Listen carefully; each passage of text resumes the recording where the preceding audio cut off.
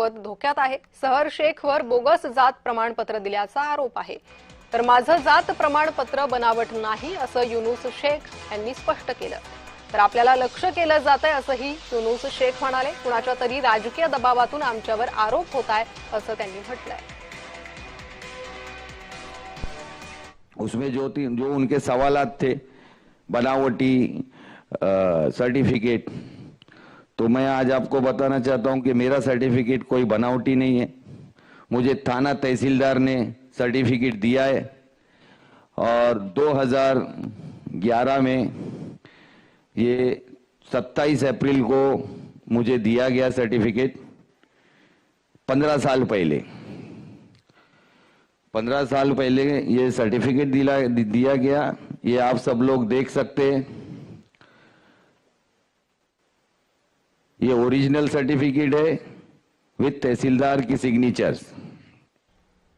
सहर शेख हिची माध्यम प्रतिनिधींसोबत बाचाबाची झाली। माध्यमांनी प्रश्न विचारताच सेहरचा तिळपापड झाला। कुठल्या तरी घरच्या जवळच्या व्यक्तीचं निधन झालं, हे आम्ही नाही सांगितलं, हे तुमचे जे जिल्हाध्यक्ष साहेब पठाण त्यांनी सांगितलं।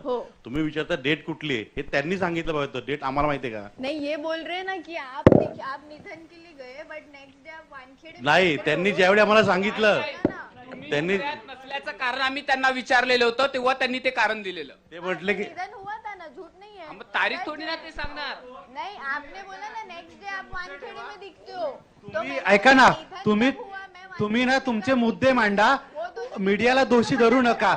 मीडियाने तुम्हाला मोठं केलं की नाही याच्यापूर्वी, मग आता तुम्ही मीडियाला दोषी कसं धरताय?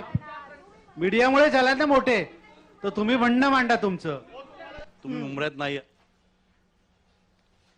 या संदर्भात माहिती घेणार आहोत। आमचे प्रतिनिधी कुणाल भोईटे सध्या आपल्यासोबत जोडले गेले आहे। कुणाल, सेहर शेख हिला प्रश्न विचारल्यानंतर त्यांची बाचाबाची झाली आणि मीडिया प्रतिनिधींनाच त्यांनी काही सवाल उपस्थित केले। नेमकं काय झालं होतं? रेणुका, अगदी बरोबर आहे। ज्या माध्यमांनी वारंवार या संदर्भामध्ये पाठपुरावा केला होता किंवा हे संपूर्ण प्रकरण ज्यावेळेस उघडकीस आलं त्यानंतर आम्ही पाठपुरावा करण्यासाठी त्या MIMच्या कार्यालयात, म्हणजे ज्या ठिकाणी सहर युनुस शेख यांचं कार्यालय आहे त्या ठिकाणी आम्ही गेलो होतो। मात्र त्या ठिकाणी त्या नव्हत्या। त्यांना ज्यावेळेस आम्ही कॉल करण्याचा प्रयत्न केला त्यावेळेस देखील त्यांनी उत्तर दिलेली नाहीत आणि यामुळेच आम्ही नॉट रिचेबल असल्याच्या बातम्या ज्या आहेत त्या चालवल्या होत्या आणि याचमुळे माध्यमांनी माझी सगळ्यात आधी तर बदनामी केली, अशा प्रकारचा आरोप थेट माध्यमांवरती केला। माध्यमांनीच या सगळ्या गोष्टी केलेल्या आहेत किंवा माध्यमांनी मला बोगस ठरवलं, माध्यमांनीच माझ्या कास्ट सर्टिफिकेट बाबत प्रश्नचिन्ह उपस्थित केले, अशा प्रकारे त्यांनी उद्धटपणे माध्यमांशी चर्चा करताना म्हणाल्या। त्याचप्रमाणे त्यांनी असं देखील उल्लेख केलेला आहे की कधी पत्रकार परिषद घ्यायची किंवा कधी बोलायचं हे आम्ही ठरवणार, मीडिया आम्हाला सांगणार नाही। आणि याचमुळे मीडिया प्रतिनिधींनी उलट प्रश्न विचारताच मात्र सहर शेख शांत झालेल्या पाहायला मिळाल्या। जी कुणाल, धन्यवाद या सविस्तर माहितीसाठी। वळूयात पुढील बातमीकडे। सातारा पोलीस अधीक्षक तुषार दोशी यांची अखेर बदली झाली। उपमुख्यमंत्री शिंदेंच्या दौऱ्यादरम्यान त्यांची बदली झाल्यानं चर्चांना उधाण आलंय।